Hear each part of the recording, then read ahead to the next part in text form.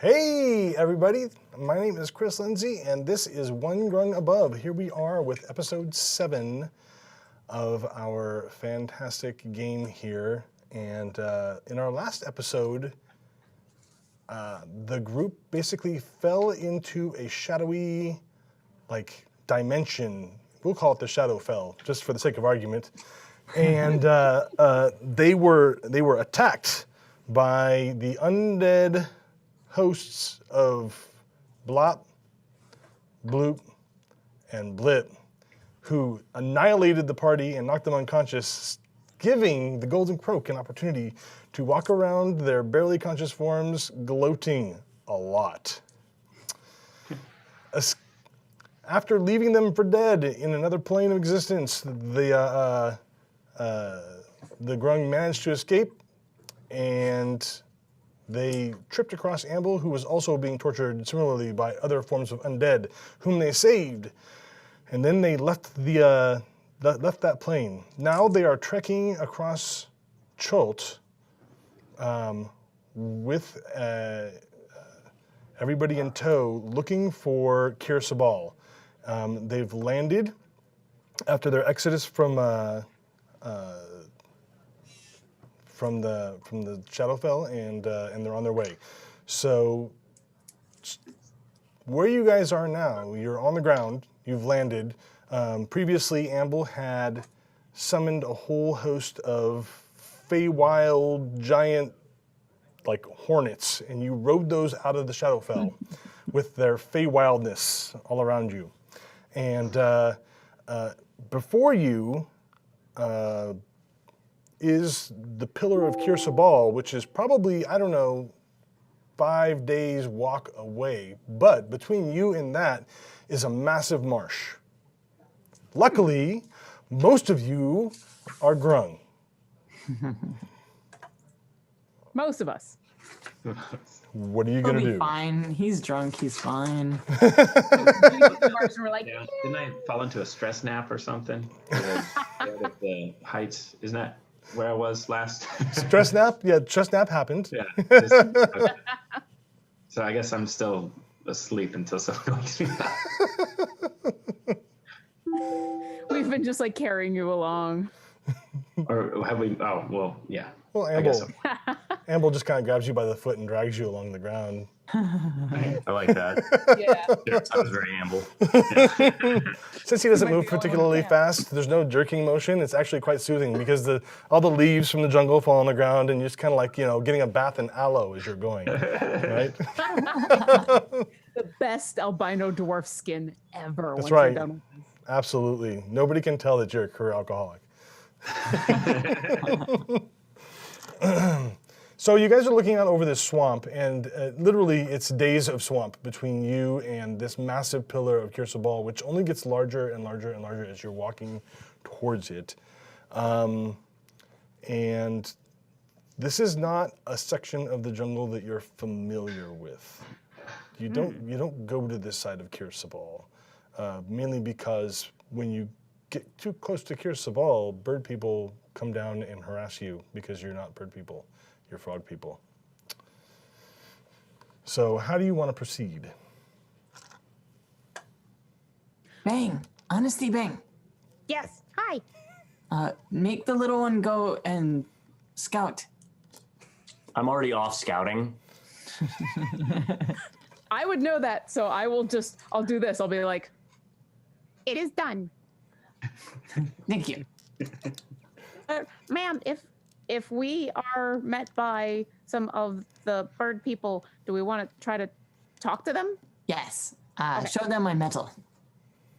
I will show them my metal, and they will respect, and they will not harass us. Sure. Where will we be? Zamia, we are almost there. Where? Kir Sabal. Everywhere. Oh. Do I know anything about this place? You know that it's peopled primarily with Aarakocra, which are an avian race of humanoids. And when she says you're almost there, you kind of look, and even though you're really blurry-eyed, you've been to Kirsabal before, and you're thinking you've got at least 4 days drag to get there through the swamp. Okay. Do I know like a certain way in or anything like that? Well, I mean, it depends on how much time you want to take. You know that you can walk around the swamp, but it'll probably take you several weeks to get there that way. Or you can move directly through the swamp and get there in much shorter time. So, Daddy, yeah. we got about 4 days walk through this swamp. Oh, we walk fast then. Okay. Do we have to moisturize less because we were walking through a swamp? You have to moisturize less? Well, Yeah, you'll we be have to in do the hour a swamp. day in the water. Sure, there'll be plenty of opportunity for you to walk through water in the Sweet. swamp and become moisturized, as it were, with your little grung self, without having to worry about, just hanging out in a pool for an hour. Just chilling, just relaxing. Yep, that's true. So as I come back, I think that we, Chris, you got my updated character sheet. Yeah. Not exactly. Okay. Well, I have. I'm sure you sent it to me, though. Yeah, And I trust have you. certain new class features that are pretty baseline knowledge. You should surprise us.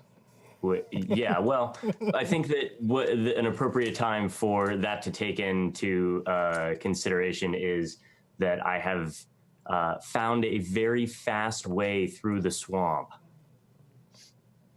Oh, Wink, wink. okay, sure. Absolutely. With that ability, you can cut at least a day or so off of the walk time through the swamp. Only if people listen to me. By negotiating the path. So that will require some listening, and since I can't force your fellow party members to do what you want them to do, you're going to have to convince them. All right, so you come back, and I'll say, what did you find? I found a fast way. Fast is good. How long will it take? Less than normal. Less than normal is good. Like 1/4, no, 1/2, about half time. Or we follow the drunk. Well, I don't think we're following the drunk. I think we're dragging the drunk. But It's a I drunk think drag. Amber. Yeah. Okay, good. We need to keep an eye out for any bird people. If we see any, we should probably flag them down. If we can talk to them beforehand, maybe they won't attack us. And maybe we can convince the prince to come here, and we don't have to go all the way to Kirsabal with all the bird people. Bang. I'm confident that we can move stealthily, but at a quick pace. If they listen. Quick is good. Bang trusts him to know where he's going. Sure. So she's just going to assume, because you said we're not familiar with the swamp, right? Yeah, no, but he appears to have spotted, given his natural proclivity for travel, appears to have spotted a shortcut through the swamp that will get you guys there a little bit closer. We'd established previously that we do. That we'd been here, or at least that I'd been here through different scouting things in as well. Oh yes, but you are not the whole party. You No. are But I have not. You are not. I'm not the decision-making factor of the party. No, correct. Yeah, no, you have been lots of places that the rest of the group hasn't been. Usually, when you come back and report, they say, "No, we're not going to go there," and then you've been there, and they've never been there. Yep. Yeah. Okay. And I would know this, and I've never been to the swamp, so it would only be Yes. smart for me to trust his scouting. Sure. So I'll say, but So- I'll tell the others, and I'm not going to give it a lot of details. I'll just be like, we found a way through the swamp. We're going to follow, and I'll just point and we'll just go. Okay, hop, hop. Yeah, I've got no reason not to follow along. Yeah, we want to get there fast. So unless something crazy is about to happen, I'm gonna follow Bleep. I'll probably take up the rear again, because we've been doing that, trading off who's in front, who's in the back. So Yeah. I'll take up the rear and follow Bleep. So you guys set off into the swamp behind Bleep. And how far ahead of the group are you going to be traveling, Bleep? I feel as though it's only safe to really go about 60 feet or so ahead of them, because I need to be able to see that they didn't decide to do something else without telling me. Fair enough. You can get ahead, and you're cruising through the swamp. There's not a lot of trees here. It's literally just this big marsh that goes across the area. For those of you out there in Twitch land, if you're following our travels across the map of Chult, they are currently traveling through the sea wastes. They just don't know that.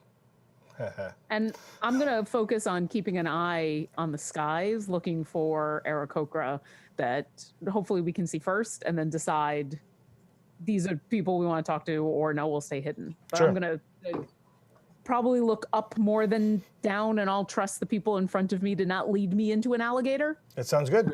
So as you're walking through, some places are more swampy than others. Beleep seems to have found the area that has less swamp and more ruins, right? It looks like that there was a human construction of some kind here, or a building, maybe the dwarves built it, but whatever it was that was here previously got like demolished at some point in the distant past.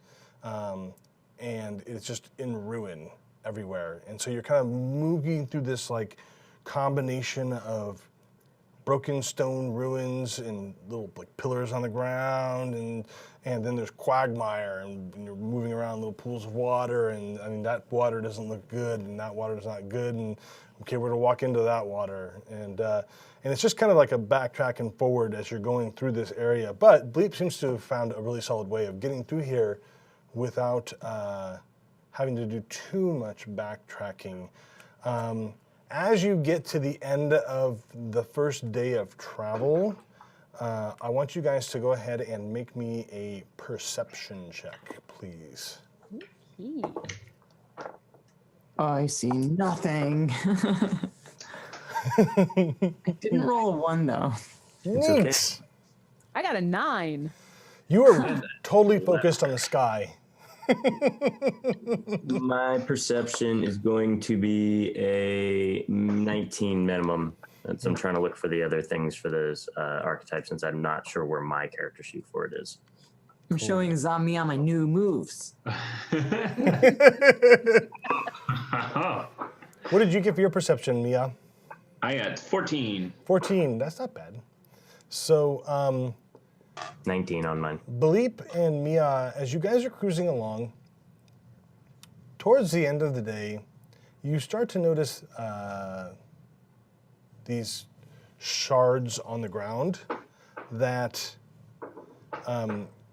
you could easily mistake for like stone, right? But you kind of like flip one over with your toe, and it looks weird. It looks like a shell of some kind. Can I determine what type of shell? You can make me a nature check. Ah, Yeah, can I try to figure out what that is too? Go for it. Oh, wow. It's a big old whopping 2. Sound. 21. No idea. Yeah, Mia, you have no idea. This is not something that you've ever studied before, this particular shell. You missed that day in shell class.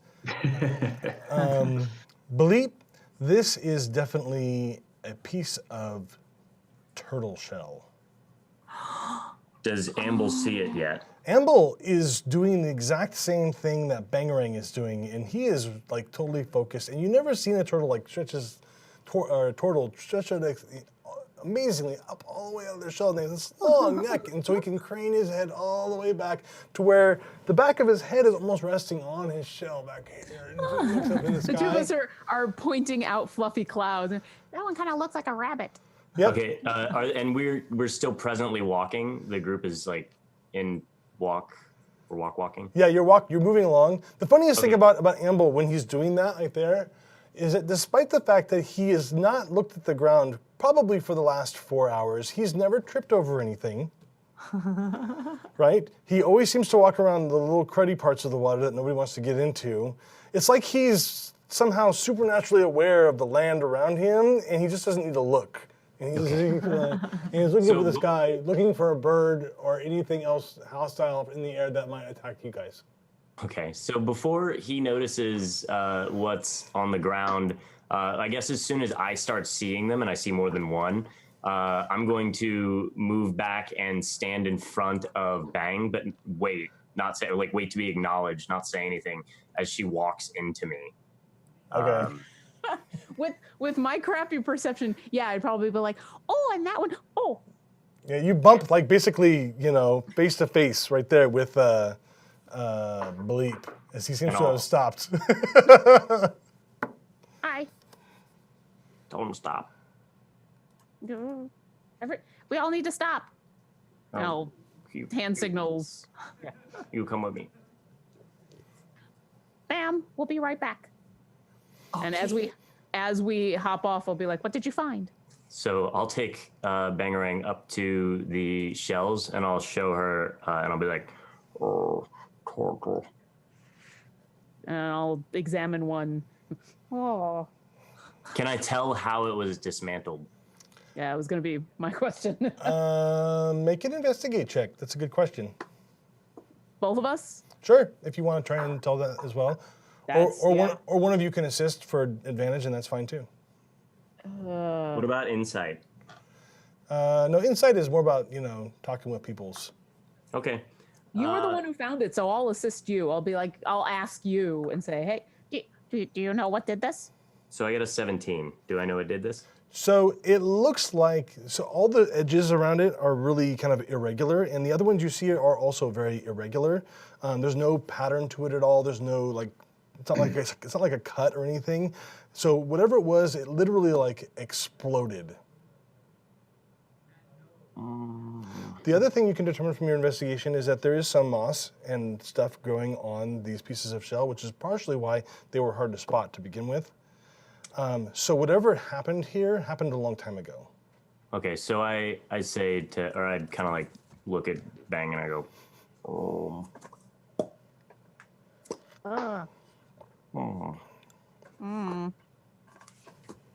Okay. Is it only turtles? I haven't seen anything else. It's hard to tell. It could be turtle shells, it could be turtle shells, it could be tortoise shells, but it is of that general makeup. Raptor shells. We should talk to Amble. I didn't want to upset. No, I that's true, but we can't avoid him seeing this for long. And if we, I could sweep the area in front. You say so. Picture, if you will, everybody, when he says he can sweep, the camera pans back and you see Bleep standing there, and there's literally hundreds of yards of these shells in every direction splayed out in front of the party. Going out. I need to illustrate this because this is the ideal comedic moment for that to happen. Yeah. This is the ideal. But I believe that I can do it. No, I know, and given enough time, you probably could. I'll nod like I believe that you could do it, but then I'll say, I need you need to pathfind. That's important. We can't hide this from him. He might know what did this, and then we can avoid it. Okay. Keep an eye out. Wait here. And I'll hop back to the group and I will slowly pad back around and just stare at the field of shells. Yeah, it's just marsh and shells for as far as I can see. Some of them are really little, like, this big. Some are as big as your hand, right? Some are really big, right? Like as big as your head, right? And they're broad and flat. And then there are some that you see that whatever it was that came off of must have been massive because it's as big as you. wow. Okay. Okay. Wow. And it's the kind of thing that now that Bleep has pointed it out to me, it's like impossible to miss. It's like they're everywhere. Now that you've seen it, you see them everywhere. Okay. Yeah, I'll hop on back and I'll approach Amble and I'll say, Amble, do you know anything about this swamp? No. Should I? Have you heard about anything that might be dangerous to turtle people? There are all kinds of things that are dangerous to the turtles. Much the Okay. same as they are to you. This is probably true. Okay. I'll reach down and I'll grab a piece of the shell that's just lying there and I'll say, There's a lot of this around. And he picks it up out of your hand and he kind of examines it. And when he sees it, you kind of get immediate recognition. Like he knows exactly what he's looking at. And he kind of turns it around inquisitively. He doesn't look sad or shocked or anything. And he's like, I feel a little bit better seeing that he's not like, my aunt. This is unusual. Normally they don't explode like this. They just fall down where they lie. And you don't know about anything that could cause you to explode? Nothing specific comes to mind. Okay. Yeah. Well, death is just another part of the life cycle. It's what we do after we procreate, us turtles.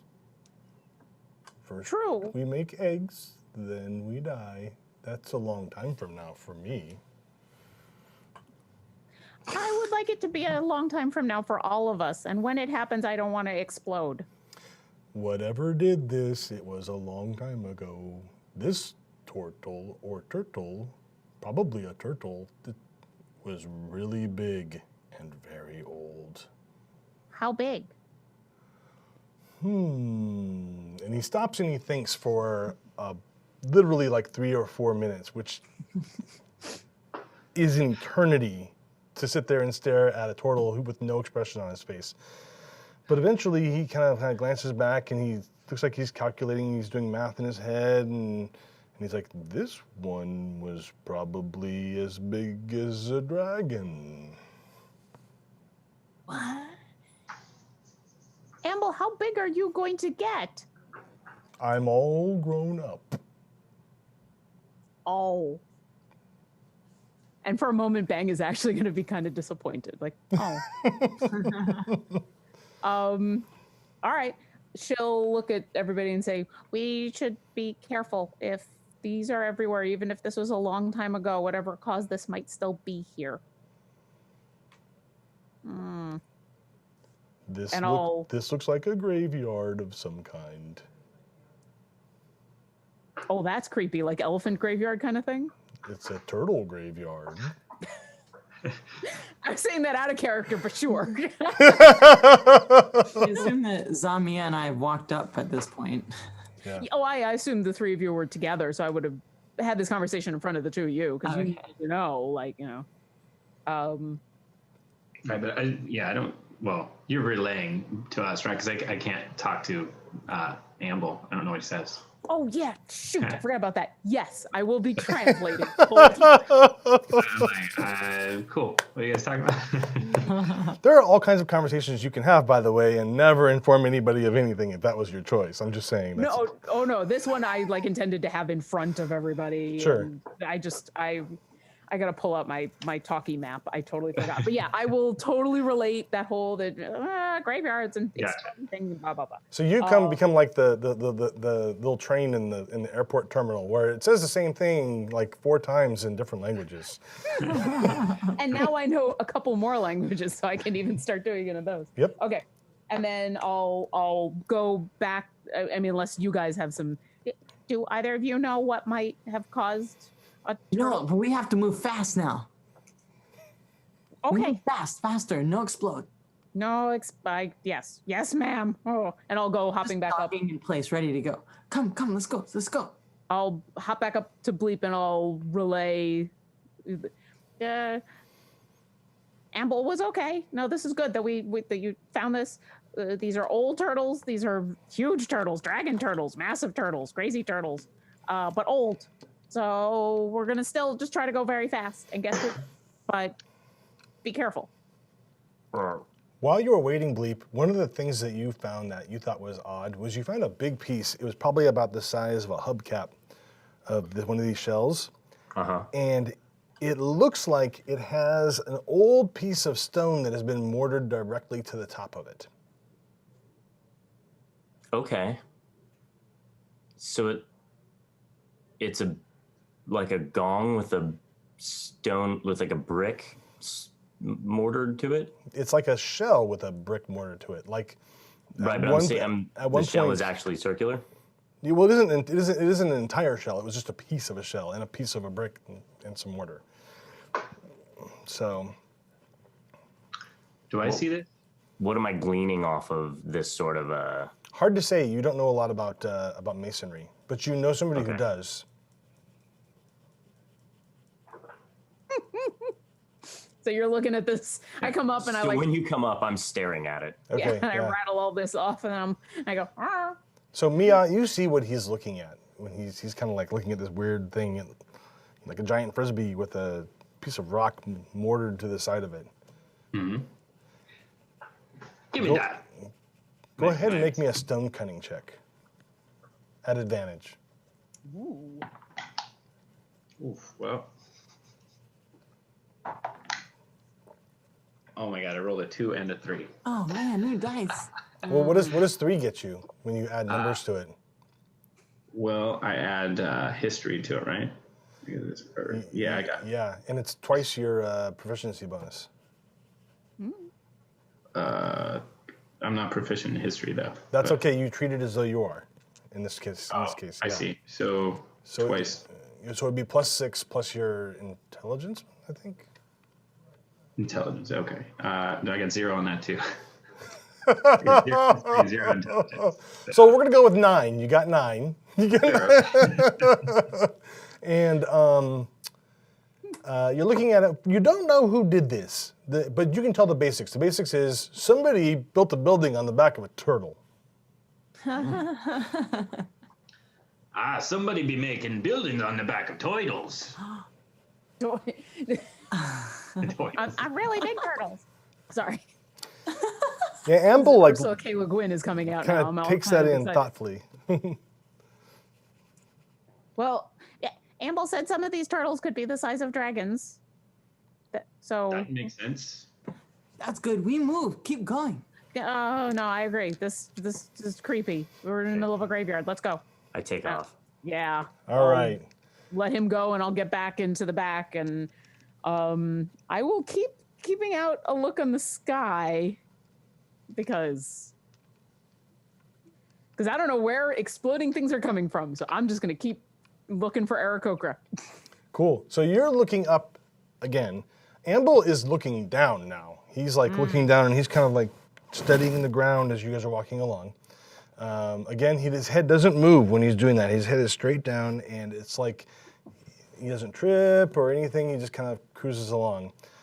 If there's a rock, he steps over it without looking at it, so on and so forth. He's just going through this place. And you guys eventually make your way out of what you think is this area with all the broken shards. And as you're doing that, it starts to get dark. It's the end of your first night, and it's getting dark outside. It's past twilight. And you're getting tired because you've been walking through this marsh all day long.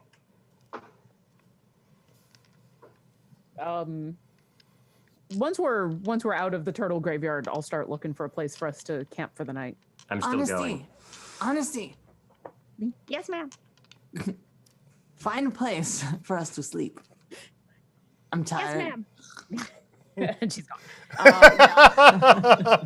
I'll hop on up and ask Bleep, do you see any place that we can rest for the night? Make a survival check, Bleep. Since he's been in the lead, so 23. Okay, so you can deliver this information however you want, Bleep, but basically, like, literally there's like a rise that goes above the water right there, 50 yards away. It's almost impossible to miss. You turn around and you go like this, and you look and see it. But I wouldn't want to stay on that place. It would be obvious. I'll put a dwarf up there. So then I'll say to, I'll look out across at the rise, and I'll look back at Bang, and I'll go, water, us, mound, dwarf. Well, won't he be rather obvious? Would you rather him or us? There are not a lot of us, and he is useful in keeping ma'am safe. Useful early detection.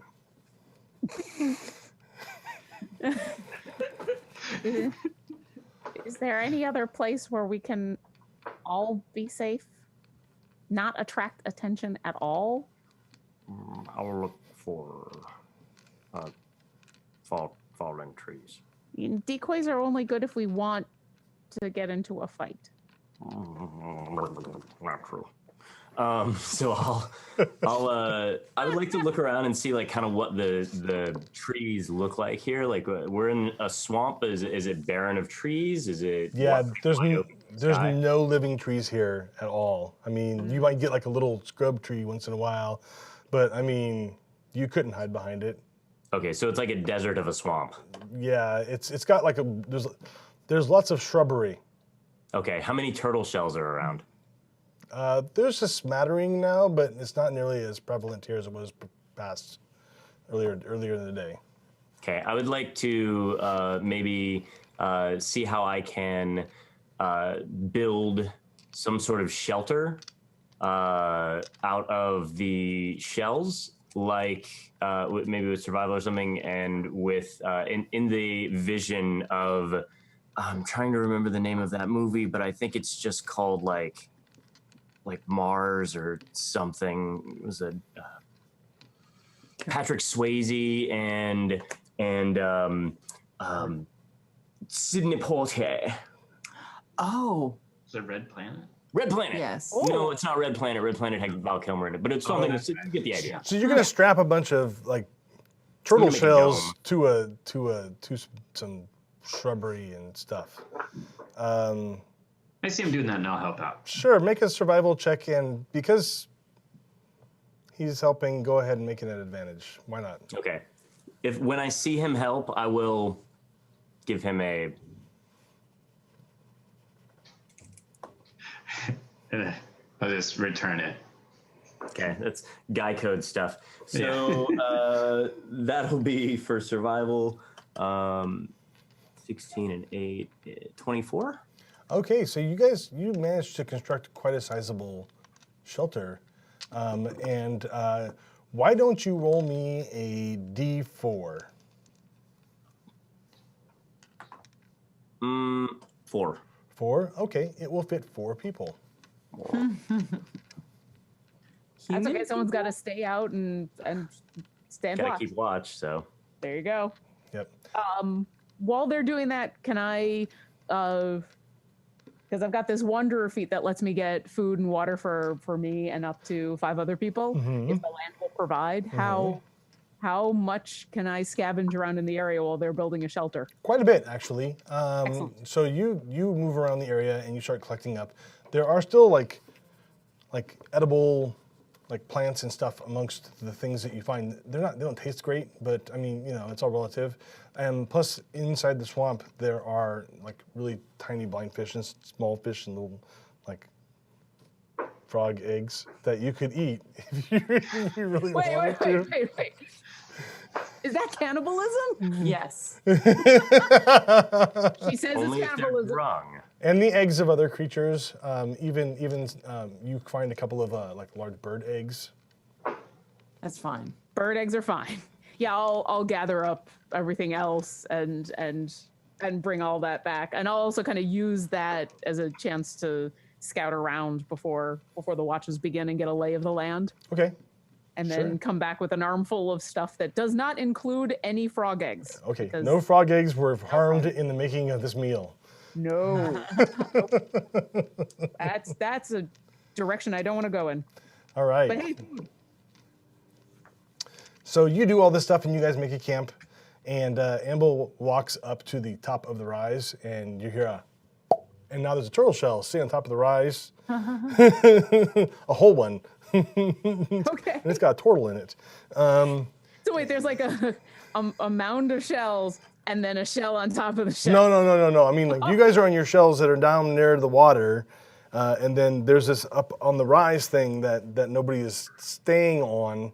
He goes to the Oh. top of that and then just kind of like boop down and right. pulls all of his limbs in, and you can hear the quiet.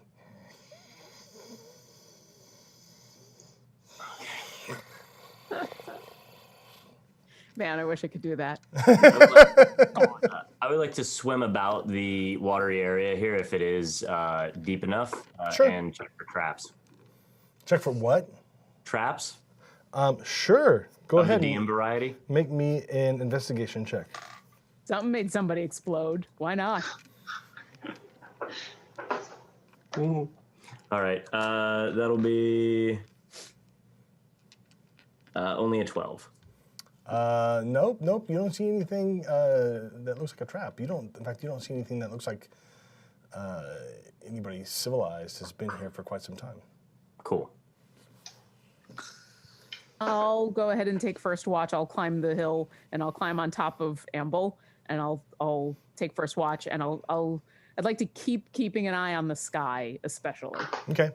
All right. So you're looking up in the sky and you're like really, really focused on it.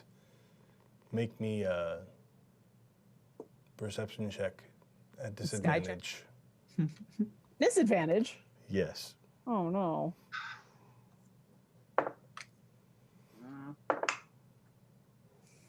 That'd be an 8. So you're sitting there and you're looking up at the sky, and you're kind of getting. It's really easy to kind of get lulled into this like calm because Amble has a very calming soft snore, right, issuing out from his shell. Everybody else is down below resting. I'm sure Mia has had his evening six-pack of whatever. and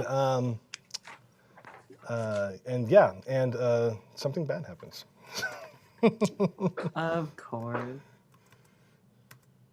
Let's see here.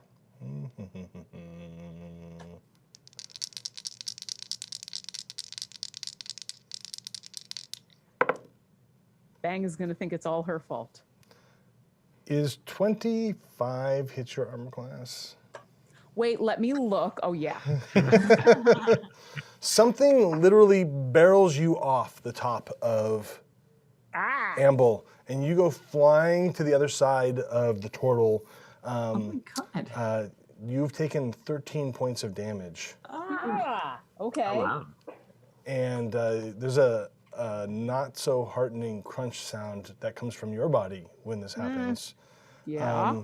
Looking up, you see this massive turtle that has come from literally out of nowhere, though you notice that part of this mound is missing now.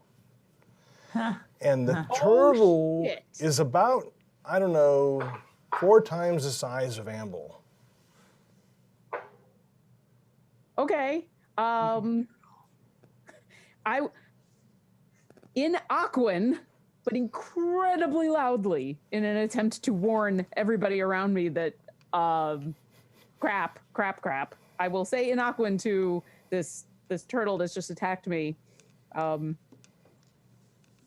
attack, we're friends. You say that in Aquan? In Aquan. It gives an unintelligible grunting noise back. Unintelligible because it's not speaking language. Unintelligible Someone ring its doorbell. because it's the turtle version of Is it a zombie? yes. You notice that part of it is falling apart. And this is in fact a giant zombified turtle Okay. that snuck up on you while you were looking up at the sky. Because that's what happened. Did my yelling in Crazy Aquan wake anybody up? Let's find out. Everybody Please. roll initiative.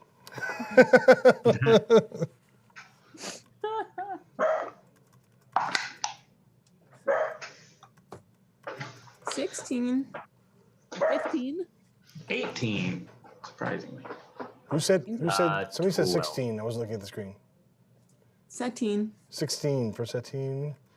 Bangerang got 18, 15. 15, and oh, hang on. Here we go. Bleep, what'd you get? I got a 12. That's unusual. Mia, what'd you get? 18. 18. And Amble gets a low How deep is- number.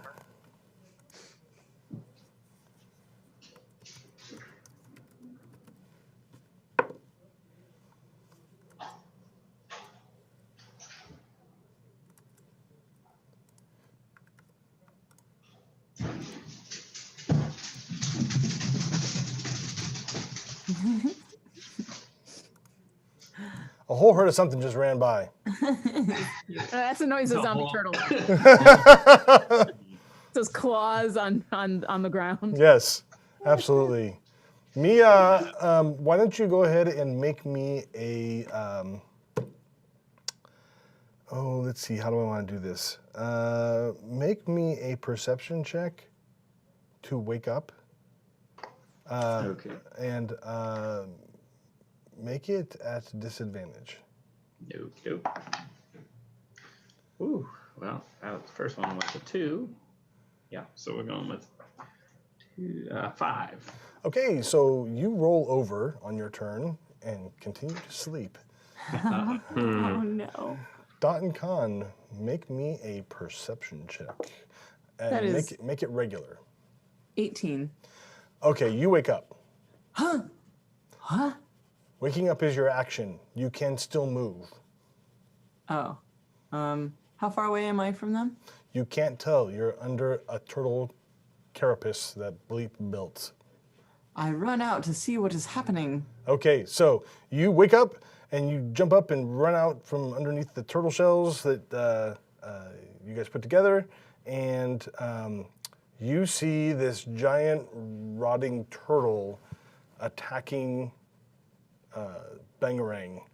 And Bangerang is, and Bangerang looks like, actually you can't tell because it's dark outside. So Bangerang doesn't look, body language says unhappy. I just. That's if about I all can you do get. Anything else? Yeah. I try to scream, Zamia! Yeah, we'll get back to that in a second. Okay. Zombie turtle. Aw. Moves super fast. Stealthy zombie there. It's like God. Day of the Dead in Florida.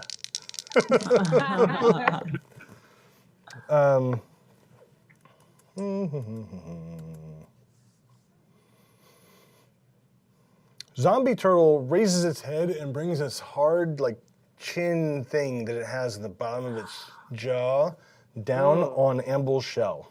Oh no! Amble is awake now.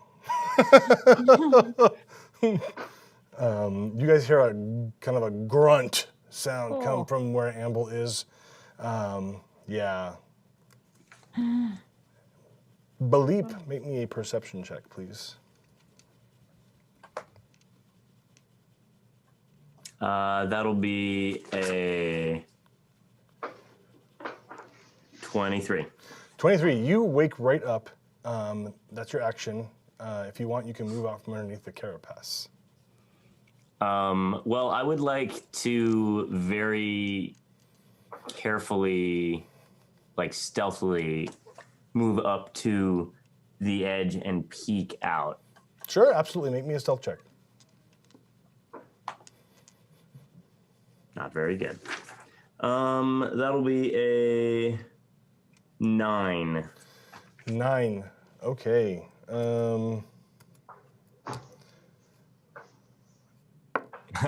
If it's got zombie passive perception, I'm pretty good. So you seem, you're looking out, and it doesn't seem to be focusing on you. Again, it's dark, so it's hard to tell, but it isn't like this big, massive, rotting zombie turtle head doesn't turn and look at you. But you see the scene as I've described. Okay. And that will bring me to Amble. Amble pokes his head out from his shell. And you hear him kind of like whimper from where he's at. Poor guy. But he doesn't move, though. He just hangs out there, and one arm comes out from his shell, and it's holding his stick that he has right there. And you see that he says something in a language none of you understand.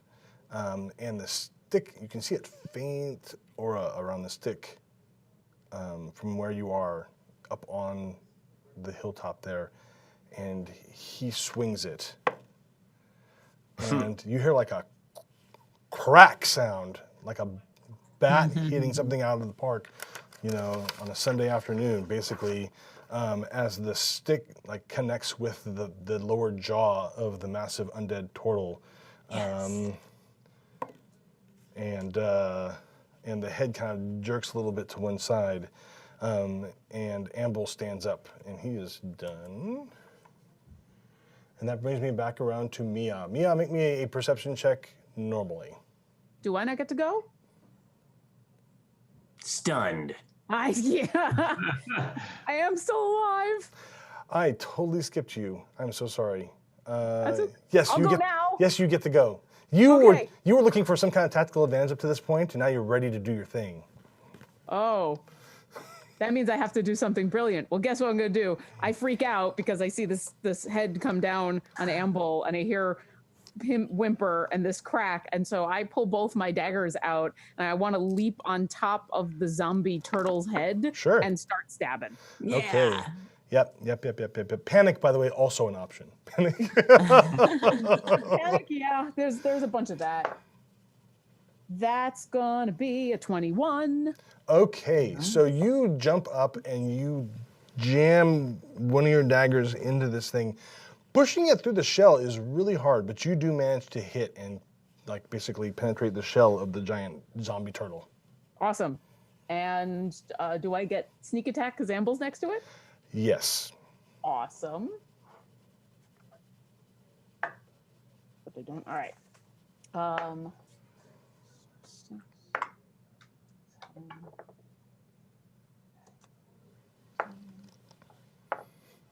So that's 15 damage. Okay, I'm assuming since it's a zombie, then poison doesn't work. correct. Poison Okay. won't really do a whole lot. But you do 15 points of damage to it. You I jam like it in sink there. into its head, and I'll look down at Amble, and I'll say, "Get out of here!" And I'll offer Amble help on whatever his next action is. Okay, Hopefully to leave. cool. So you hear a grunt sound come from this massive zombie turtle, and now Mia, make me a perception check.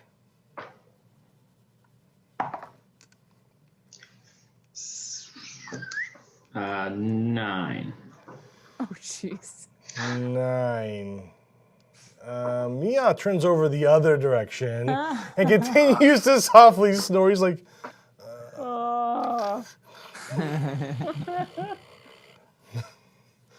Dot and Con. I try to jump as close as I can. Can I get there?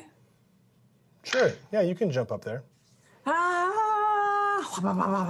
Actually, So yeah, like frog ninja toad, just jump through the air, and you land in the ground next to the giant undead zombie turtle. I'm going to all the things plus flurry of blows to try to knock it prone. And that, oh yeah, Papa. That is a 18 and a 15 plus 7. Well, a 15 plus 7. Mm-hmm. Are we not mapping today? No, 25. Those will both hit. Do you see it? The other one is an 18. Oh yeah, natural 20. Nice. Okay, so they all hit? Is there my only God. 3 attacks? 4. I did 4. All of them hit. Okay. Oh man. 4 attacks. So DC 14 for the proneness, dexterity save, and that is a 5, 6, 7, 8, that's 11 for one of the damages, and then 15 for the other damages. Okay, so you do a total of 26 points of damage, and you can see cracks running up the side of this shell as you pound your fists into it. It does not flip over, Open hand. so it is not prone, or any more prone than it was to begin with anyways. What? It was prone? No, it wasn't prone. It's just a prone big and not thing. prone. Well, it's a turtle. I mean, come on, how can you tell? How can you tell? Is the head this way or this way? It's feel in like the it heads hit up, pretty so we're though. good. I'm very confident about Oh, yeah. But yeah, you guys watch this kind of like when you crack an egg and it doesn't quite crack all the way, and part of it starts to like kind of crack on its own, right? Or your windshield, and that makes you cry. Bangerang, your turn. Oh, okay. Yeah, this is great. I'm gonna go after it again. Go for it. Get away. That's gonna be a dirty 20. Oh, All right. All right. And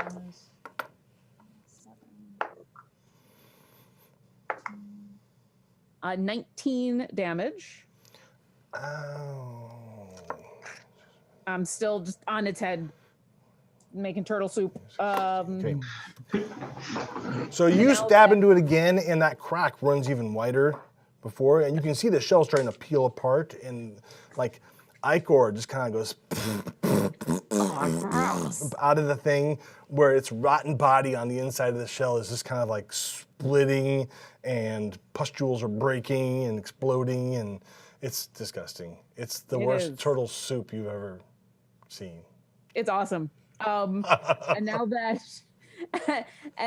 that Dot and Khan is here, I will offer her help. I'll cheer her on as she pounds into this thing. I'll be like, "Get him! Nice. This is disgusting!" And so, help. So you stab into it, and let's see here. Little frog people. Yep.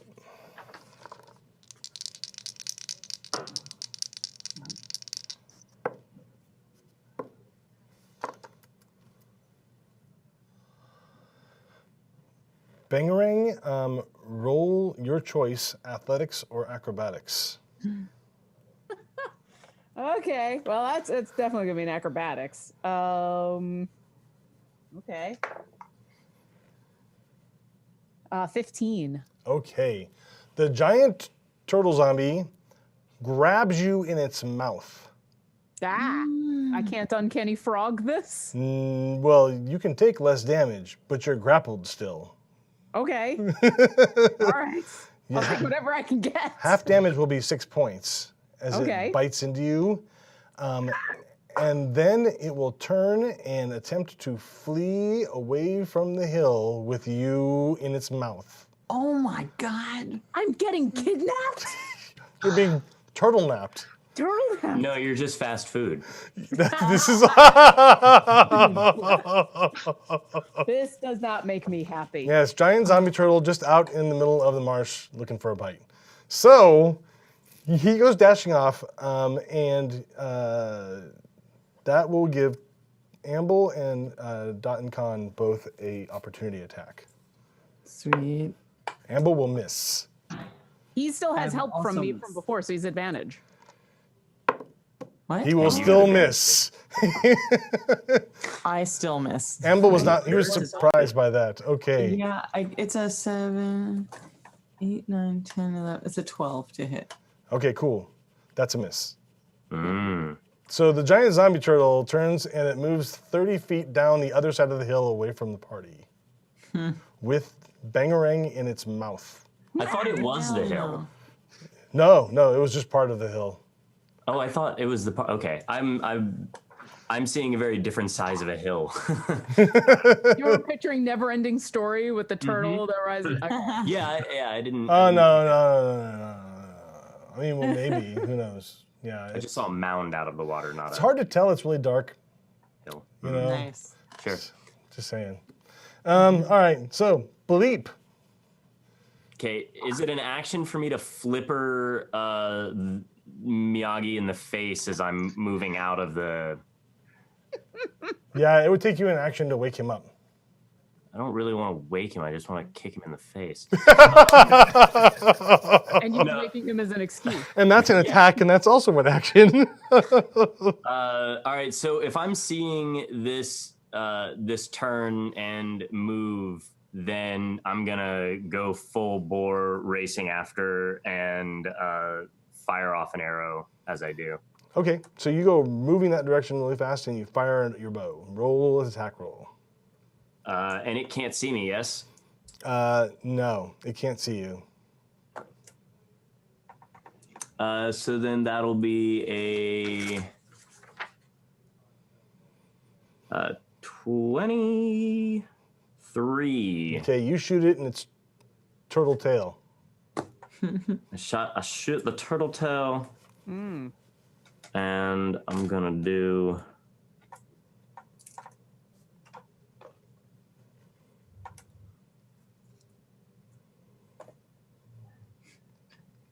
um 19 on that one with no poison. Okay, so you shoot it in the butt with your bow.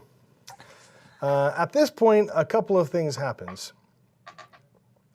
The first thing that happens is the big zombie turtle. Oh, actually, hang on. Let me roll just to make sure. Yeah, big zombie turtle dies. Yay! I stop and I pat the bow against my chest. When he dies, there's a crashing sound as the shell comes to the ground. Mia, you wake up to that sound. You're like, hey, it's like somebody broke into your house. And then you realize you're in a turtle tent. And when it dies, all of its, and by the way, anybody who wants to like fact check me on this, I'm totally making this up, so I could be wrong. But I'm the dungeon master. When it dies, its limbs and head all go into its body. Oh, At this point, Bangerang starts to suffocate. Oh, okay. I like to imagine as it was carrying me away that I was swearing loudly in all of the different languages that I know, and so it's like. Yeah, and then you realize you've used a lot of air doing that. Yeah. And I'd like to use my bonus action to dash over to the hole where she just disappeared into. Okay, so you moving towards the turtle, and you're going to be not quite there, but you'll be able to get there and do something actually about it in the next round. 50 feet and I don't get there? Okay. It already moved away from you. Amble is panicking, and he's like, He's not the only one. It's a turtle death throes. He's gonna take you with him. And he starts kind of like towards the head of the turtle, and he kind of looks inside and takes his stick and kind of pokes at it, but he doesn't have a convenient way of like shucking you out of the turtle. And that brings me to Mia. Mia, you. So I can't see what's going on, right? Like No. I'm in the little. Yeah, you're in the little turtle tent. Okay. Well, I get out and I'm like, oh, what be going on? So you poke your head out the turtle tent, and you see like an almost indescribable scene, but I'll try and describe it nonetheless. You see basically a giant dead turtle that smells like rotting meat, and standing next to the giant dead turtle is Bleep, and then Amble, and Amble's kind of poking at it with a stick. Bangerang is nowhere to be seen, and Dot and Khan is standing at the top of the hill, looking victoriously at her fists. Okay. Wow. It's still a little like bleary, and then I just my first instinct. I'm like, oh, and I just start running towards the turtle, the zombie. Can I make it there in a turn? It depends. What's your speed for starters? 40. 40. If you, because you use an action to get up, so if you use your key point to dash as a bonus, totally. My feet come into play there, though. What feat? It says, one of my abilities when I'm prone, if I can stand up by spending 5 feet of movement rather than half my speed. Oh, well, that certainly helps. Yes. Okay. Yeah. So, but it wasn't the wake. It wasn't that will help you get to there. But the thing is that with room to spare, even with a dash, but the action was in the actual act of like I gotcha. going from completely unconscious to somewhat alert. Yeah. If I got in range, could I use a key-based attack? No. As a bonus? No. Okay. Well, I'll just try to get as close as I can. If that's all I can. All right, so you get right up to it, and you can see that this big rotting zombie turtle thing, and you're actually not even sure it's a zombie turtle, except for who put this turtle here, because it wasn't here last time when you looked. And everybody seems to be like panicking around it. Anyways, Dot and Khan. I would like to move as close as I can to it. Okay, so you can speed get is right up to it. I want to try to get in with a dagger. Okay, so you're gonna try and shuck a turtle. I'm shucking turtle. Yeah, go ahead, make me an attack roll at advantage, because it's dead. That is a 7. That's a dirty 20. Okay, so treat that like a crit. And a 23. Cool. Treat that like a crit. Oh, that's a 19. So you start quickly trying to peel this thing apart with your dagger, and it's starting to come free, but it isn't totally opened up yet. And that will bring me to Bangerang. Bangerang, make me a death save. Oh, I'm dead? No, you're not dead. You're just suffocating. Make me a death save. All right.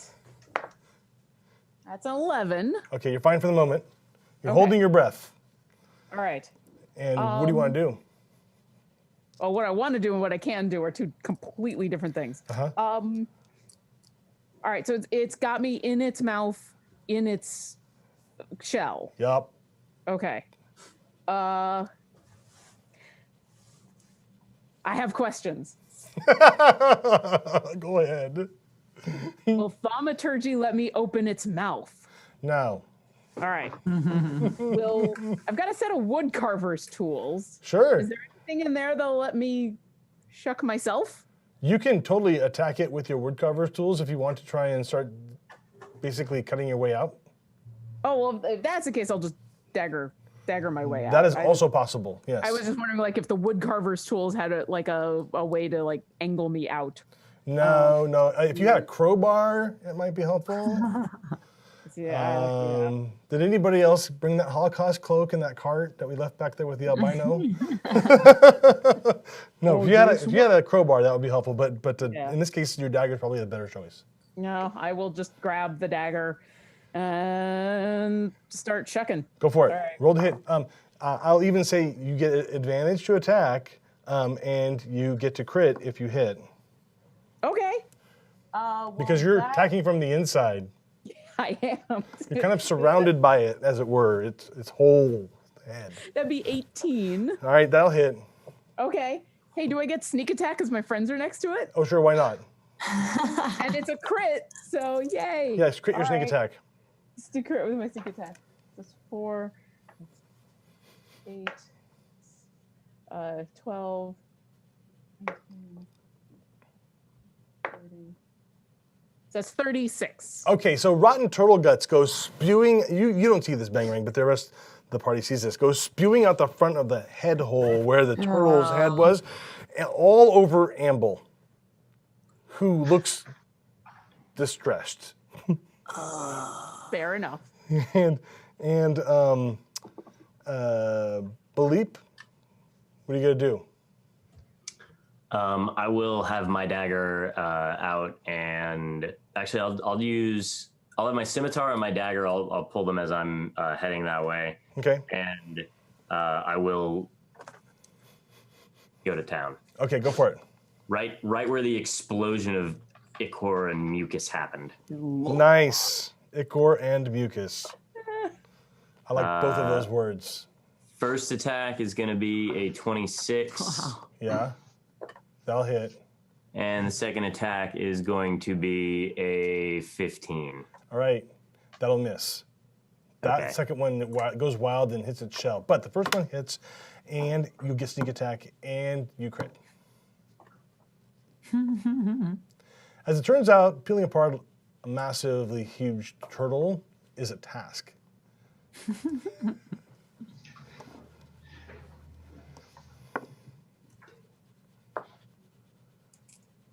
34. Oh, wait, 36. Okay, so you guys hear a large splitting sound as like Bleep is like literally cutting through the side of the turtle and going through the shell, and it's making this really loud, moist parting sound like Nope. bad I'm looking- clams. And I'm looking for a purple, any part of a purple grung. And it's hard to see, but more ichor like kind of spews out. At this point, Turtle zits. Amble panics, drops to the ground, and you see like vomit come out one end of Amble. Oh, guy. Is it just dribble out or does it spew? It spews. Okay. Yeah, like it's a total like projectile from the front of Amble. Isn't Only, that nice? only from inside. And Mia, it's your turn. So do I see, is the back of the shell cracked at the top or anything like that? Yeah, it's Or- tremendously cracked, and it looks like they've done a really good job of like peeling apart the two halves of the shell at this point with daggers. They just haven't. They just haven't separated them yet. Oh, okay. Would that could be considered an attack action for me to separate? Or, 'cause, Sure. are we still in combat? You can attack it, or you can make an athletics check to try and peel it apart with strength. It says I have a crowbar. You have a crowbar. Well, you can make an athletics check with advantage if you're going to use that. Yeah, I guess we'll do that. Go for it.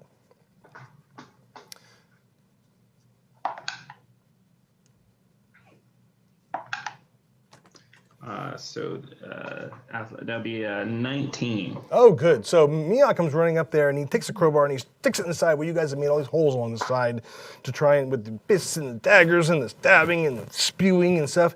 And he does this big long crunch, and you guys hear a crunch part is the last parts of the shell that are kind of holding this whole undead zombie turtle together, just kind of pop and part, and the whole thing just kind of opens up.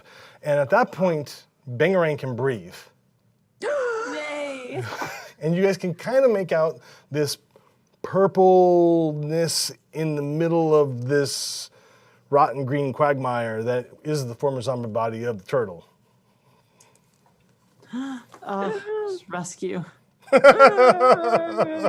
Pull her out. Oh, come Okay, on, honesty. so you come out. You're covered in zombie goo inside. You've been inside the body of a turtle zombie. Can you tell us how you're feeling now, ma'am?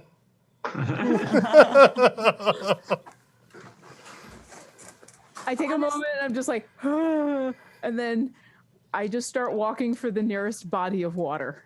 I pull you towards the nearest body. I'm like, I just grab her hand. Yeah. And I'm running with her. Okay, so you guys end up in the swamp water, which is far, far cleaner than the inside of a zombie turtle. And I just like calmly walk into it. Like, how is it deep enough for me to submerge? If you bend your knees, sure. Why not? Yeah, yeah, all the way down. I sit at the bottom for Yeah. a good 30 seconds. I'm just scrubbing it off of you. It isn't like a pool. It's more like a really deep bath. But yeah, you can totally get in there, completely submerged, and working together, you and Dot and Con, you can get scrubbed up. I don't take a long, like I'm literally, I go down, I get all the bad, the bits. I just get the chunks off, just enough.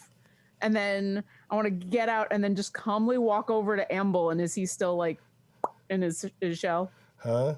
Yeah, Amble is trying to emerge, and you see that he has like reached into his little satchel that he has, and he's pulled out like a little piece of cloth, and he's cleaning off the front of his shell like this. Oh. Okay. I'm just scratching my head and looking around, and I'm like, so what be happening here? I'm just gonna walk past like 1,000-yard stare. Like, I don't want to say I don't say anything. How bad does Amble look like his shell when he got hit? Like, actually, the actual, now that you're looking at him, the actual damage that was done to Amble and his shell by the zombie turtle is quite nominal. okay, Yeah, it's not as bad as it sounded when he got hit. that sounded really bad. Yeah, it made like kind of a crack sound, but then you're looking at Amble and you can see there's like a little swirl of green kind of going around him right now, like green, healthy green mist in the air. Okay. Yeah, and you're kind of watching as the part of the shell that was hurt, that was broken, it like just kind of goes, and it's kind of like taking the dents out of a car and it pops out, right? Yeah. And he seems Alright. fine, and he starts looking around to see if anybody else is injured. Well, I was gonna then like take stock of but just silently, just like everybody else looks okay. So when she pops out, and I'm gonna like take a quick glance and like just make sure, and I see her kind of like dazedly walking away from the thing. I'm gonna go pull out the dagger, bite it down, and I'm gonna dive in, and I'm gonna start carving up the insides to see what kind of other things it eaten recently. Okay, cool. Yeah, you hear a slurping sound as Bleep dives into the guts of a zombie turtle. And that is an excellent question, Bleep. Let's see what it has eaten recently. Let's find out. I'm curious myself, to be perfectly honest. Why don't you go ahead, Bleep, and roll me percentile dice like 3 times. Okie dokie. Does he like go all the way in? Is he just gone, or is there like a flipper sticking out or something? You can kind of see his flippers sticking out a little bit. Okay, I'll walk over and like be ready to grab and pull if I need to. Okay. I just look at Don and kind of like, I've been telling you there's something wrong with that boy. I don't understand. We need to sleep, not dig in corpses. And I don't respond. I'm just still like kind of dazed looking, waiting, just waiting. Zamia, let's go back to sleep. We need to rest so we can move in the morning. Sounds like a plan to me, Daddy. Go. We just strut back to the little... Okay, so you guys go back to sleep. What'd you get on your percentile rolls, Bleep? I got a 61, a 58, and a 9. 009.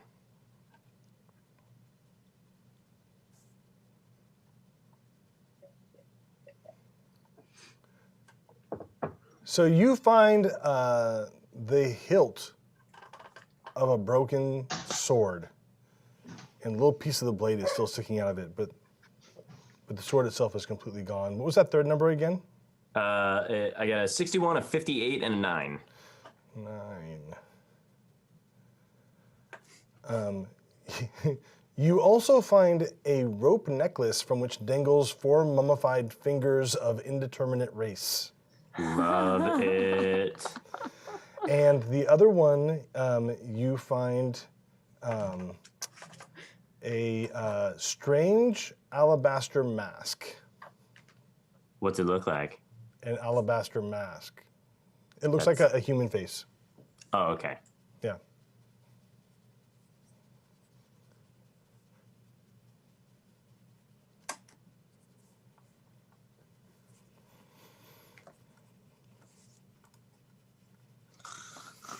Meanwhile, Amble is like slowly healing himself, and Yeah, Bang Amble is healed, and he turns and he sees that you're injured. But before, as soon as he starts to walk up, I'll just hold up a hand. Oh, he doesn't even walk up to you is the thing. He just turns and looks at you, and you see a little like green swirly leaves all around your body, and you feel like you're starting to heal as well. He's not touching you at all. Okay.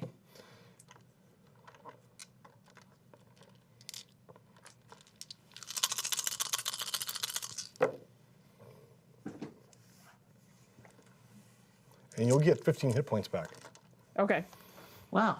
So they've left. He's in the turtle. While when Amble does that, I'll just kind of look at him sadly, and I'll say, "I'm sorry."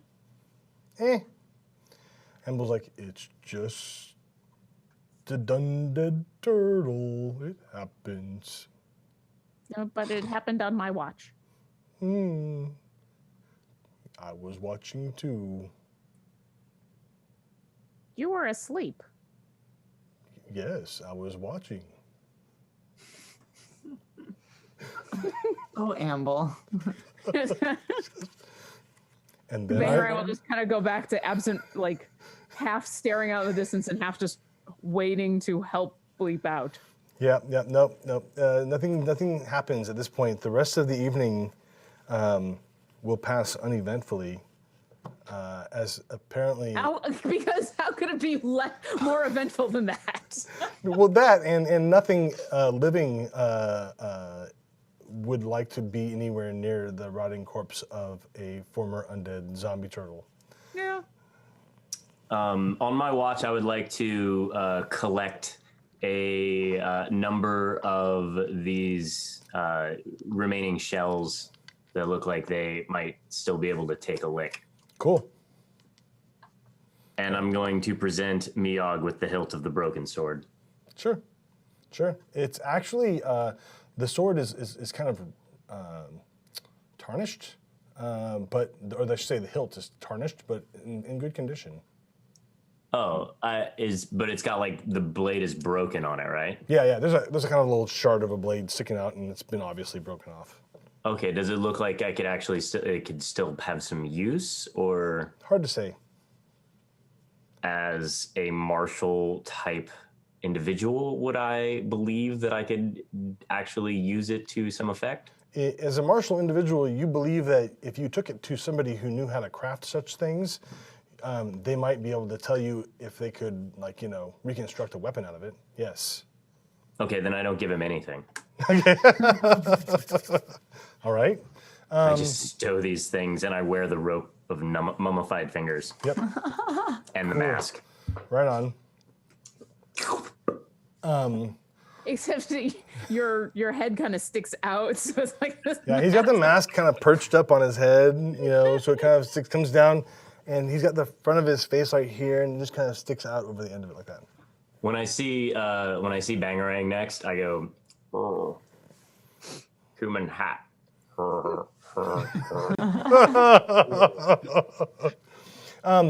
Does it still smell? If the smell of a swamp and zombie stuff bothers a grung, yes, it smells. I washed enough to be presentable, but not enough that I'm still suffused in zombie turtle smell. Yes. So I'm basically like, Yeah, it's like the worst Epsom salt bath you've ever had. I desperately need Grung's like that. After my brothers went, the only bathing that I did was just the happenstance of moving through liquid. Sure. I haven't really put any effort into upkeep after that. Yep. It's supposed to help me blend better Yep. or something. That's what I tell myself. But we get a long rest. You do. You do, in fact, get to complete a long rest after that. And the next morning you get up and you spend the next day hiking through the marsh, and it's oddly peaceful as you do so. And the next evening also passes relatively uneventfully. I mean, there's the occasional like signs of more of these turtle shells and more ruins as you're hiking through this land. It's like there was once a fortress here, a massive fortress, and it exploded, right? But it's not like a Grung fortress. Grung don't build anything out of rocks that you know of anyways. Why so much explosion? I have no idea. Zanya, You have no idea. do you know? Yeah, can I check around and see if maybe I'm a little bit more sober today? And, Sure, go ahead. Make me a stone cutting check. Keep in mind it's doubtful, but so that would be 14, and you said it adds something, but the proficiency bonus. Oh, but- yeah, your proficiency bonus times 2, so that would be 20, I think. Okay. Yeah, so that's good. So you can tell, you get a larger sampling of some of the masonry that had exploded in this area. It's definitely human work, for starters, because dwarven work doesn't explode, so it's got to be inferior. You also come to learn that whatever it was that was built here was built on the back of massive turtles. Wow. Yeah, so I relay that to them. Yeah. Yeah. That is so cool. And as you get up from your second long rest, after that evening passes uneventfully, and you start walking, you're really close to Kirsabal. Up ahead, there is a bunch of water and that you have to cross in order to get to the base of the massive stone pillar that goes up into the sky. And what you see is these 4 massive birds, about 8 feet tall. And they have these massively long hooked beaks. And one of them stabs a beak into what looks like an Aarakocra. Whoa. And the Aarakocra falls to the ground. Do I recognize what the thing attacking the Aarakocra is? Make a nature check. Does it fall to the ground in front of us? I mean, how close am I letting you guys get to something that's different than the everything? Well, I thought it was up in the air. I don't know. I got a 16. So it looks like a ginormous crane of some kind. And there's how many of them versus the Aarakocra? 4. Where's the Aarakocra? The Aarakocra is on a little patch of like tuft of grass, and it's just kind of crumpled there. And as you come up over the rise, one of them turns and it looks your direction. And you catch, make me an insight check. Ooh, All all of of us, us? or Yeah, all of you. Totally. That's a 21.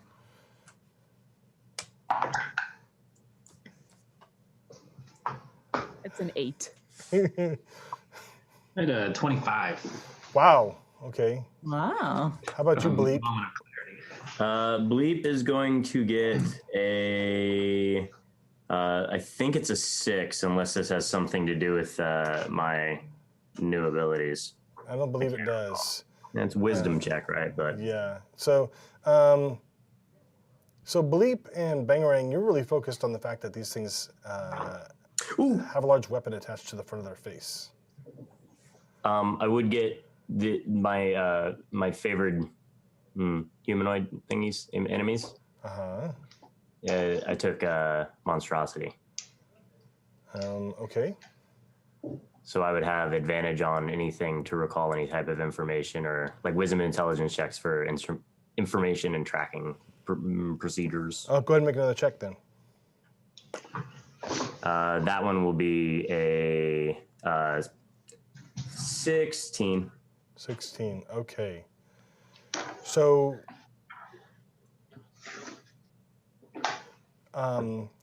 Mia and Dot and Khan, from your insight checks, you recognize like a strange look of intelligence in the eye of these birds that turn and look at you. There's like a malevolent intelligence there. And they kind of like adjust their bodies to kind of face you. So, Bleep, you recognize this as an Eblis, which is a kind of evil spirit trapped in the body of a massive crane. And they kind of see you guys and turn and move quickly to attack. And they kind of launch themselves into the air and glide across the marsh towards you. Go ahead and roll an initiative. Oh, balls.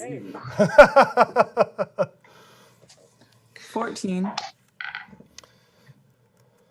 I'm going to write out a reconnoitering. I have a 23, but I'm going to write out a reconnoitering procedures for how Bleep would be doing these things, because I would not be leading people into situations that are making them available for attack immediately. I got a 13. For us to sneak up on things. Yeah. Let's see here. 13. That was Bangerang got 13? Yeah. And Dot and Khan got a 14? That's right. And Bleep, what'd you get? Bleep? Oh, 23. 23. Mia? 14. 14. Amble. Lol. Okay.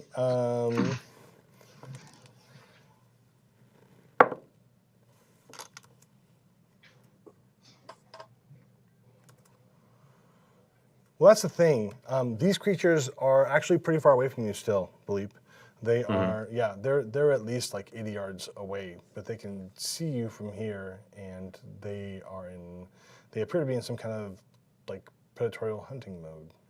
Okay. I mean, for the favored terrain that we're in and whatnot, I would have been moving stealthily, and I was keeping 60 feet between me and the rest of our traveling party. Bleep. It's your thing. Do what you want to do. I would like to dive into some shrubbery and use my bonus action to hide while I ready an arrow to shoot at whichever one is the plumage of the leader.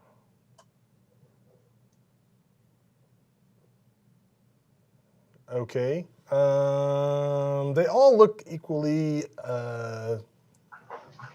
Same coloring on there. Yeah, there's nothing heads. different about any of them. They're just flock of big birds. Okay. So do you need a stealth check, or do we take I'm moving stealthily from... I do need a stealth check for you to duck behind a shrubbery and take cover. Okay. That'll be a 25? You hold on to that number. That's a good number. As the creatures fly towards you guys,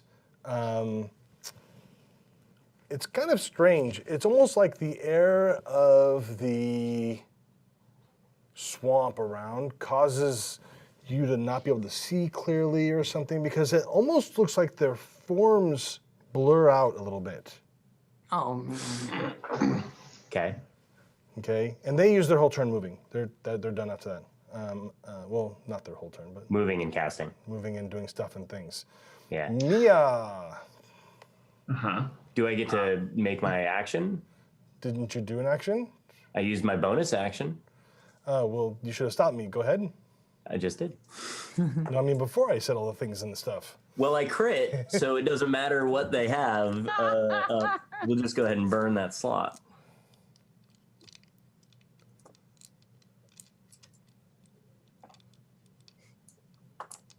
You roll so high.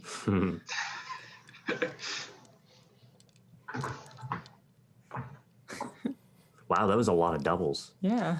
Were they all ones? No, the high. No, I got 2 5s, 2 4s, 2 2s, and then a 6 and a 1 for my sneak attack stuff. And poison damage, yes. Yes. I will make a saving throw. Okay, go ahead. Add poison damage to that. You should be ready then for next week's Yahtzee tournament. That's a lot of numbers. Okay, so while I will give you that as I'm adding it up. I'll give it to you in a second if you want to continue on. No. Go ahead and give it to me. I'll wait. Okay. Oh my goodness.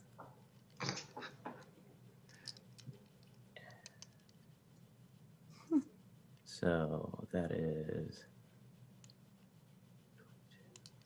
There really is a lot of numbers on this piece of paper he's calculating. Oh, I believe you. that is 44, and then 11 of which is poison. All right, so you shoot one of them in the eye and it falls out of the sky. The other 3 assume this weird blurry vision form as they approach towards the group. Mia, what do you want to do? How close are they now? They are not particularly close just yet. I'm going to say they're still about 100 feet out. Okay. Well, I will. Yeah, I'll step in front of Dot and Khan and spend a key point for what is it? Patient defense or wait, no. Step of the wind. Sorry, step of the wind. No, right? I'm confused. What are you trying to do? It'll just be ready for them to come in. Isn't that like? So are you taking a dodge action? Yeah, that's patient defense. Yeah. Does that come into play next turn, or does that immediately take place? Sorry, I'm still kind of confused. No, that's all right. If you want to go ahead and do the patient defense now, you'll be dodging until the beginning of your next turn. Yeah. As a bonus action. Or you can just take the dodge action with your action, unless you have something else that you're going to do. Oh, I don't. So then, so I'll save the key and just take the dodge. Cool. Yeah, that was Okay, part that's that's confusing me. All right, so you're taking the dodge action, so you're ready for them to show up, and you're ready to kind of like, shuck and jive and get out of the way if you need to do that. That brings me to Dot and Khan. I'm doing the same thing. Okay, so you're prepared as well. You're just dancing back and forth. Yeah, we're having a Dragon Ball Z moment here on One Rung Above. And these guys getting ready. If we changed episodes right now, that would be perfect, but we're not going to do that to you guys out there. Bangerang, it's your turn. I am going to cast Bless on the 3 of them. Uh-huh. So all 3 of you, if you make an attack roll or a saving throw, you get an extra D4. So I'll go ahead and bless Dot and Khan, Bleep, and Miyagi. Woohoo! And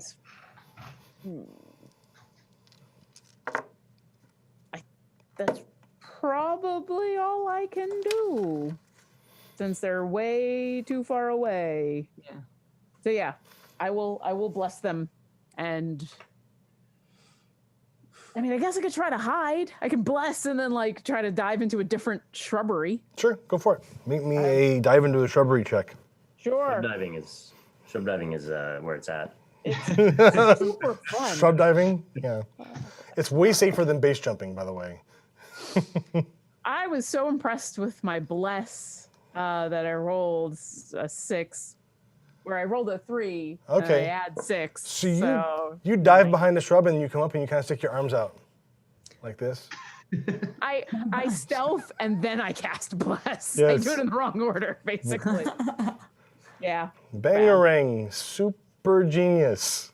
My intelligence is actually really good. My rolls just suck. I know. That's why it's funny. But yeah, that'll be the end of my turn. Cool. All right, so there you are. and Amble panics. He kind of does this little dance, one foot to the other, and then drops to the ground. His shell. He's like, ah, too big, too big. And he's gone. Well, he's not gone, he's there. He's just inside the shell, all of his bits. Bleep. Did they see me when I fired? Did they see you? Did you hide and then shoot, or did you shoot and then hide? I hid and then shoot, so I will do the same again with my bonus action and action. They can see you at the moment, yes. So go ahead and make me your hide check as you go dancing through the shrubberies. That will be a 26. All right. Everybody knows that I actually do roll high because Satina's here witnessing it. It's crazy. So you go dancing through the shrubberies and then you disappear. There was a green growing here somewhere. And then another arrow comes flying out of the shrubbery. Shoot. This time you can shoot with no advantage. But the D4. Oh, but a D4. Yeah, you get the bless still though. Yeah. Yeah, that's for a minute on any attack or saving throw, Wow. as long as I maintain concentration. Uh-huh. So that is still going to be I think 16. Okay, 16 will hit. Go ahead and roll regular damage, no sneak attack.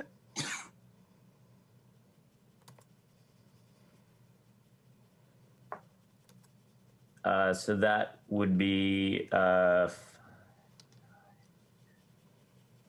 save. It makes the Constitution saving throw. Okay, then it is only 9 damage. Okay, concentration maintained. Still blurry. And it takes the damage and it kind of goes squawk, and its wide mouth kind of opens up. And you see that the ends of that proboscis look really sharp. And as they come swooping in to where you guys are, they are going to continue swooping towards you because they're not going to be able to make it to you this round. And they start to kind of take evasive action as they're coming in, right? You know? And if you could speak Eblis, you'd hear one of them say, "Almost there." And They sound a lot like Amble. well, target. you are in Schultz, so maybe they speak Amble. They'd be like sharp and fast. Mia, what do you want to do? So they're not within attack range yet. They are exactly, let me tell you. So they moved, and then they took evasive action. That would put them 60 feet away from the party.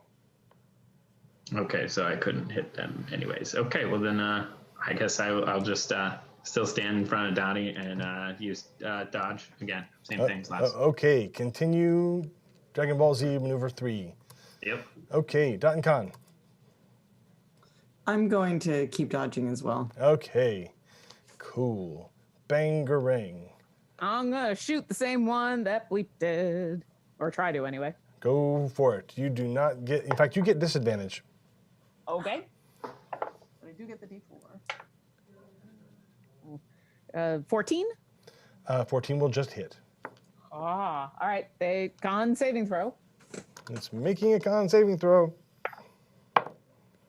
Nope, he made the con saving throw. All right, so it's just 5. 5 5 damage. damage. Is that the same one that Bleep shot? That was my intent. I believe you to be true. So you shoot that one, it's got another arrow sticking out of it, and you hear another loud squawking sound as these creatures continue moving in quickly towards the group. Awesome. And I will try to hide again because Yeah. I think it was super successful the last time. Yeah, nice. Go ahead, give it a shot. 19.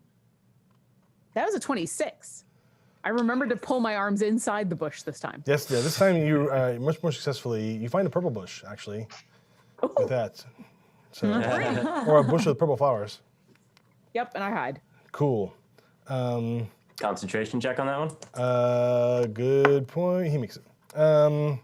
So Amble's head pops out, and he mutters something under his breath.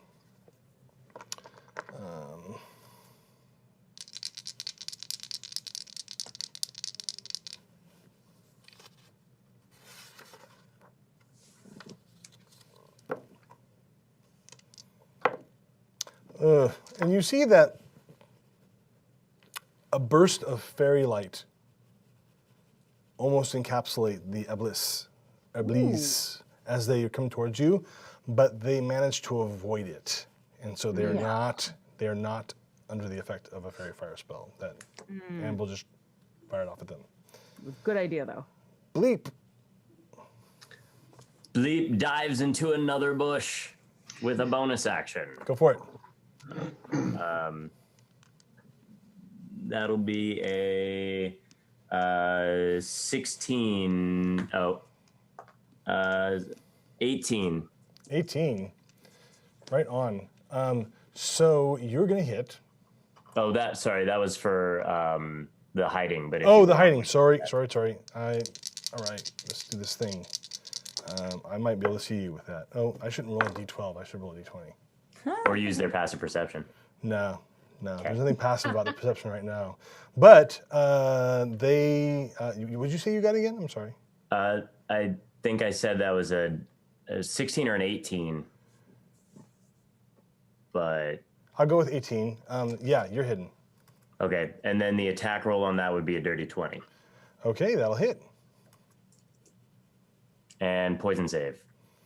Poison saves. Ooh, they failed that one. Same bird, right? Yes, sir. Ooh. That'll be 8 poison damage and 7 piercing. Okay, this one kind of gets this like tilt, and then it just it crashes into the swamp, and there's a huge spray of muck and mud that just kind of comes out towards you guys as it lands into the ground. The other two come swooping in for an attack. There are 4 of you. I'm going to randomly number you and then roll a dice to determine randomly which one you get attacked. I'm hidden. I say randomly because I'm sure that you're not necessarily in the order that you are on my screen, but I'm kind of going clockwise on the screen, which looks like counterclockwise to you guys. Bang's hidden. I'm super hidden. All right, at least I think I am. That's right. That definitely changes the dice I'm going to roll. Did it? Normally, I'd totally take an attack for people, but I want to maintain concentration on this bless. That is totally fair. So the remaining 2 come swooping in. One of them is going to attack Bleep. You're not hidden. No, he hides at the beginning of the round. Because I wasn't stealthing at the beginning of my traveling. It misses you as it goes overhead. Turns to land and stands on the ground next to you. The other one pulls up into the air a little bit, and you guys watch as a little shimmer of light kind of encapsulates that area there near where you are. And despite the fact that you're hiding, I still need all 4 of you to make me a saving throw of a nature. Wisdom. What was the saving throw again? Wisdom? Oh my god, I rolled a 1, he rolled a 20. Well, somebody failed, so it doesn't matter what you're gonna get. Let's see here. Yes, it's a wisdom saving throw. I had 19. 19 seems I good. got a 22. 22 seems good. 22. What did you get, Satine? 1? 4. 4. You like the pretty lights. Ooh. And you're kind of this. That's normal. Only in this particular instance, you are charmed. So, and while you are charmed, you are incapacitated and your speed is 0. Big giant goose egg. Not going anywhere. All right, so that brings me back around to Mia. There's a big bird. Now, is there one in range now? There is. The one is up in the air still, but there's one that attacked Bleep that is on the ground. Okay, so I can't reach the one in the air? No, not unless you grow suddenly or All right. Well, then I'm just gonna run over and jump up and give a big old magical drunken punch right in that bird's face. Go for it. Bird beak surprise. Surprise. Surprise. Let's see. Those magical drunken punches. So, There's nothing quite like a magical drunken punch. 13. 13 will just. Oh, did you roll at disadvantage, by the way? Oh no, I did not. Go ahead and roll another dice and see if that one's lower than the first one. And you still get your D4. It wasn't. It was. I rolled a 7 first, and I rolled an 8 that time. Okay, But, yeah, cool. So and you will D4. just barely hit then. Right Okay. on. Do I even need to do the D4 then if I hit? No, you're fine. Okay, so that would be 2 damage, 2, smack. and And then it I'll use my maintains extra its attack. thing. Go for it. That one would be 21. Also at disadvantage. Oh, right. Yeah. They seem to be blurry and shifty and hard to kind of pin down as far as where they're standing exactly. Do I still get the D4 on that? Yes, you do. It's every attacker saving throw for the next minute. Basically, you'll roll the d20s, pick the lower of the two, and then add whatever you got on the d4 to it. Oh, that's the way. Gotcha. So that would be 8. Let's see, 13 again. Also just hit. No, Yep. so- yeah, whatever. My math is off, but anyways. That's a 1. Okay, so you're like, kata, and you hit it. Do you want to flurry? No, I want to, what do you call it? Stunning Strike. Stunning strike. Yes. All right. What's the DC on the saving throw for stunning strike? It says when you hit it's been target must succeed on a Constitution saving throw or be stunned until your next turn, but it doesn't say. So Your what? It's your DC. I believe that's going to be your Wisdom modifier. So that's going to be. My DC. What is it? What's your Wisdom bonus? What's your Wisdom modifier? Wisdom is +3. Okay, but so that'll Wisdom be is 14. Okay, so you crack it, and you kind of watch as your little waves of like stunning energy go out from your hand. Wong, wong, wong, wong, wong, wong, wong. But the creature seems unaffected by it. Dang it. It repels that energy, and that will bring me to. Before, I would like to use my reaction for Skirmisher to move the 15 feet away from the one that landed next to me. Okay, cool. You do that thing. Dot and Okay, so I move closer to the one that's still flying. Yeah, you're kind of under it. You can't reach it, but it's But you can be directly under it if you move 15 feet. I'm going to be looking for another bush to jump into. Sure. Dot and con.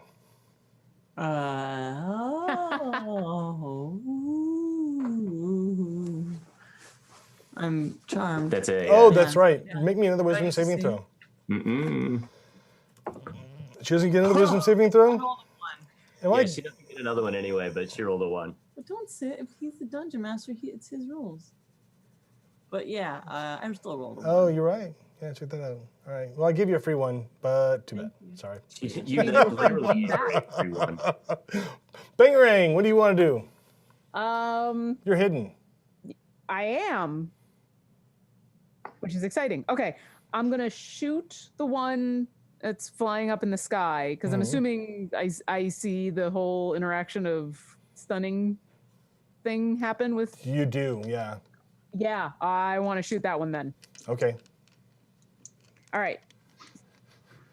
So I'm hidden from it, so I would get advantage, but is it blurry? It is blurry, so you do not get disadvantage.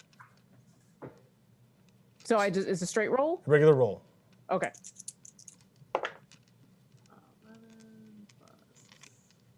14. Might I ask if it can maintain concentration on both of those spells at the same time?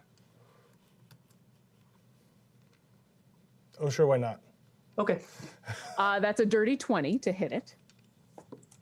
That's a hit. I needed to make a Constitution saving throw. It will make the Constitution saving throw. Okay, so here's my other question because I've forgotten. I was hidden, so I had advantage. So is this still sneak attack, even though it cancels Yes, each other out? you do get sneak attack because it's not possible for it to actually maintain concentration on 2 spells at once. I was joking. Okay. So All right. go ahead. What is sneak attack? So that's going to be all right.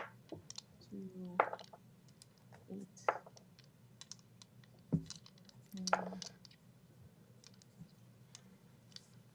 It's going to be 18 damage. Okay. Go ahead. And then what I would like to do, does it look like it's still sparkly and disco-y bally and doing the whole? Well, that stuff went away because it's like a burst of light, Oh, and okay. then it just affects whoever it affects. Okay. It doesn't stick around. Then as a bonus action, I'm going to offer help to Bleep on his next attack. Okay, right on. Because that's what Bangerang does. Is so you now have advantage and a D4.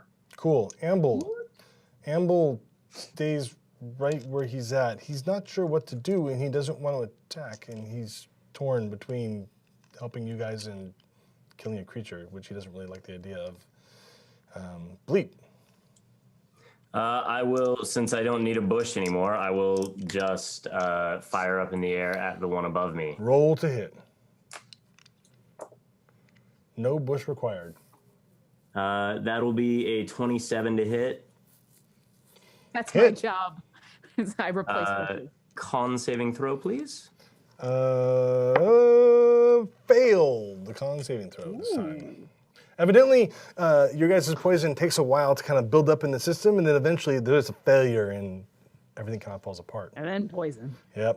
So that's 22 piercing damage and 6 poison damage. Okay, so this thing drops out of the sky dead as you shoot it in the throat. The other one, did you want to do anything else before I say what the other one's going to do? I will use my bonus action to now dive into a bush. Okay, make me a high check or stealth check. As Bleep goes diving for cover into another bush, looking for 18. a height advantage, this other one tries to take off into the air. It will grant Mia a attack of opportunity. Well, I will take it. Down this bird. That would be a 15. 15 will hit. Yeah. And that is 6. Awesome. So you hit the bird for 6 points of damage. It continues flying up into the air and takes off and leaves at this point. It being the only remaining survivor, it wants no part of this dying thing. So I'd like to chase it and shoot it. It's okay. Well, it leaves. It flies up and Okay. up and up and up until you can't shoot it. So, because we're down to a minute, and I'm just gonna say this Eblis gets to live. We'll kill it another day. When you go, I'm gonna assume for a moment that you're gonna go over and check out the Aarakocra. When you go over to the Aarakocra, it's lying on the ground, and when you get near, its head jerks up and says, "Don't touch me." We are safe. We are good. See? You're a little frog people. Do not hit us. We saved you. See? You did. I'm torn. I croak next to it. I can tear you. Don't No. touch me. I don't know if I can understand. What language is he speaking in? He's speaking in common. Okay, I can't even understand him. So I'm just saying that though in Okay. And he's got his little hands out like this, and that's where Honesty Bing. that's where we're gonna stop for the day. Thank you, folks, for following us through the swamp. Tomorrow, and by tomorrow I mean December 20th, we will see you again for our special double episode end of season finale. It's going to be fantastic. I'm totally excited. My name is Chris Lindsay. You can find me on Twitter at Onnatrix, ONNATRYX. And Lauren, tell us who you are. I'm Lauren, also known as Obo Crazy. You can find me on Twitter at Obo Crazy. You can find my other podcast, Dungeon Drunks, at Dungeon Drunks. You can find Destiny and Doom on this channel tomorrow as we come back for our final 2 episodes. Yay! And if you're in Seattle, you can come find me doing all the Christmas shows, every Christmas show. Satine, tell us who you are. Satine Phoenix at Satine Phoenix on all the things. And Tuesday nights, Dungeon Mastering Sirens of the Realms here on twitch.tv/DND. And December 9th, I will be hosting our 6th annual Celebrity Charity 20 game, which Chris Lindsay and Rudy Rutenberg and Signeutron are going to be in. It's going to be great. And that's going to be live on twitch.tv/Geek and Sundry. Right on. Rudy, tell us who you are. I'm Rudy Rudenberg. You can find me at all places that Satine Phoenixes are sold, or on the internet at Rudy Woot. And you can find me in about 2 hours right here on twitch.tv/DND, refereeing a bunch of crazy people in Port Nyanzaru for Fury's Fate. So stay tuned for that, folks. And Sundays, we also do an Eberron adventure called Orphan's Echo on twitch.tv/. It's Orphan Echo. What did I say? Orphan's Echo. Well, see, Oh, they've got me all- whatever. Oh, my word. You... Whatever. Sig, tell us who you are. Sig. Hey, I'm Signeutron. You can find me at Signeutron on Twitter and Instagram. I also have my own Twitch, twitch.tv/DND. And also, in about 2 hours, I'll be on a show with Ruby, Fury's Fate. Yay! Too many S's. Thank you, everybody, for watching. We'll see you on December 20th. Bye-bye.